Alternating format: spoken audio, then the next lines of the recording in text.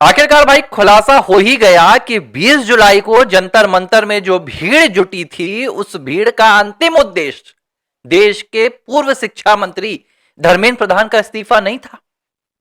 उस भीड़ का आखिरी और एकमात्र उद्देश्य, एकमात्र मकसद, एकमात्र मिशन इस देश के प्रधानमंत्री नरेंद्र मोदी को लोकतांत्रिक ढांचे को कुचलकर रास्ते से हटाने का था।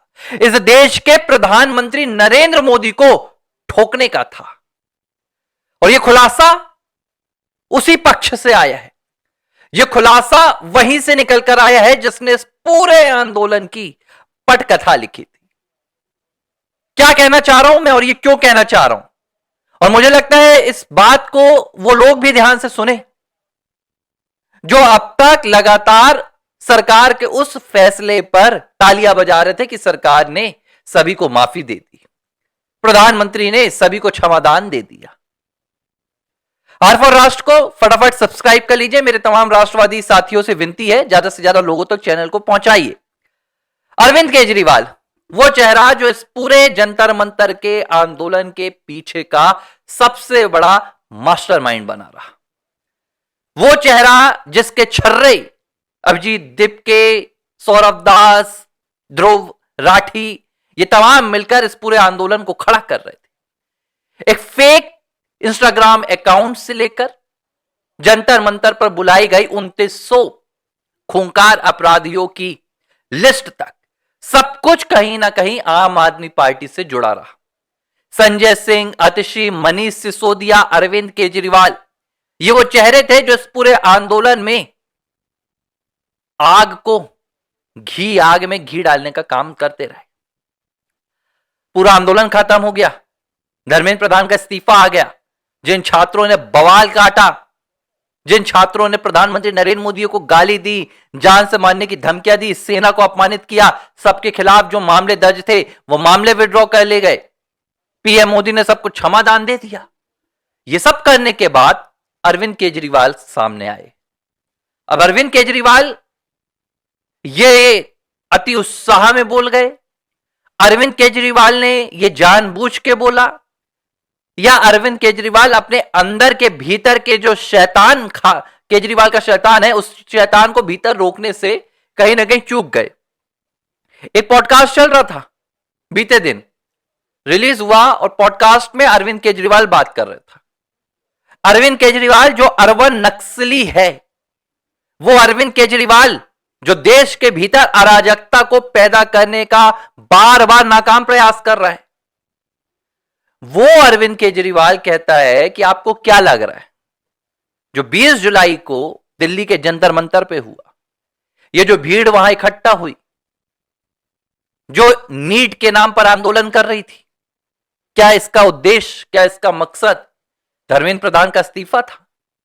केजरीवाल कहता है नहीं, अगर आप ऐसा सोच रहे हो तो आप गलत है। दरअसल इस भीड़ का मकसद प्रधानमंत्री को ठोकना था। ठोकना था मतलब ठोकना था मतलब क्या ठोकना था? भाजपा वाले कह रहे हैं एक पूर्व सीएम को इस तरह की भाषा शोभा नहीं देती। अरे यार, थोड़ा सा इंटरनेट से बाहर निकलो भाई, भाजपा के नेताओं, आईटी सेलियो, थोड़ा सा कहीं अपनी सुरक्षा का ध्यान रखो, देश के प्रधानमंत्री की सुरक्षा का भान रखो। एक पूर्व सीएम, एक पार्टी का राष्ट्रीय संयोजक, वो कह रहे हैं कि जंतर मंतर पर इकट्ठा हुई भीड़ का मकसद प्रधानमंत्री को ठोकना था। ठोकना था मतलब पीएम मोदी को शूट करना था, उनकी हत्या करना था। और ठोकने का क्या मतलब होता है? यह इंफॉर्मेशन केजरीवाल के पास है। केजरीवाल अपने मुंह से बोल रहा है और भाजपाई अब तक उसके खिलाफ कोई भी इंटेलिजेंस या कोई भी सुरक्षा एजेंसी को नहीं भेज पाए कि केजरीवाल को बुलाओ, उससे पूछताछ करो, क्या इनपुट है केजरीवाल के पास। क्या केजरीवाल इस पूरे आंदोलन की रूपरेखा को जानता था? क्या केजरीवाल को पता था कि यह पूरा आंदोलन छात्रों का नहीं बल्कि प्रधानमंत्री नरेंद्र मोदी की हत्या की साजिश है? आखिर केजरीवाल ने किस एवज पर इतना बड़ा बयान दिया देश की मीडिया के सामने? इस पर चर्चा नहीं हो रही है। क्या प्रधानमंत्री नरेंद्र मोदी की जान वाकई खतरे में थी 20 जुलाई के दिन? इस पर चर्चा नहीं हो रही है। क्या वाकई में वो उपद्रवी भीड़ को संसद में भेजकर जिस तरीके से बांग्लादेश की प्राइम मिनिस्टर शेख हसीना की हत्या की साजिश रची गई थी, उसी तरह क्या प्रधानमंत्री नरेंद्र मोदी के खिलाफ भी इसी तरह का पूरा प्लान तैयार था? यह चर्चा होनी चाहिए। ये मुख्यमंत्री की भाषा, अरे मुख्यमंत्री छोड़ो, वो देश के प्रधानमंत्री को ठोकने की बात कर रहा है, तुम अभी भी उसकी भाषा से ऊपर नहीं उठ पा रहे हो। मुझे समझ में नहीं आ रहा है इस देश की राजनीति को और इस देश की सत्ताधारी दल भाजपा को आखिर हो क्या गया है। यहां ठोकने ठोकने की बातें चल रही हैं, संविधान और संसद को उखाड़ने की बातें चल रही हैं, और ये सिर्फ आईटी सेल वाले सिर्फ ट्वीट करने से ऊपर नहीं उठ पा रहे हैं। भाषा पर ध्यान दिया जा रहा है। इतनी बड़ी घटना होने वाली थी देश में, और यह सिर्फ हवाई बात नहीं कह रहा हूं। 4 अगस्त को पंजाब के आईपीएस भुल्लर ने आतंकियों का पूरा प्लान भी बताया था। आईएसआई समर्थित आतंकियों का, आतंकी को पकड़े गए जिनका पूरा प्लान था जंतर मंतर में घुसकर आतंक मचाना। किसने पकड़ा? पंजाब पुलिस ने पकड़ा। पाकिस्तान से पूरी ये प्लानिंग चल रही थी। उस भीड़ में जो बातें उकसाई गई, प्रधानमंत्री के खिलाफ नफरत भरी गई, एक पूरे प्लान के तहत वामपंथी दलों ने प्रधानमंत्री के खिलाफ यूथ को आगे किया, बेटियों को आगे किया, और प्रधानमंत्री की जो तस्वीर दिखाई गई, जो उनकी छवि दिखाई गई, वो एक तानाशाह के तौर पर पेश की गई और भीड़ के जरिए कुचलवाने का प्रयास किया गया। ये सब कुछ छात्रों के द्वारा नहीं किया गया था। उस भीड़ में अगर 2900 खूंखार अपराधी मौजूद थे तो उन्हें वहां पर किसने बुलाया? अपराधी को किसी आंदोलन से क्या फायदा होता है भाई? वहां पर वो कौन सा अपराध करने गया था? वहां पर कौन सी वो अपनी 2 नंबर की हरकत करने गया था?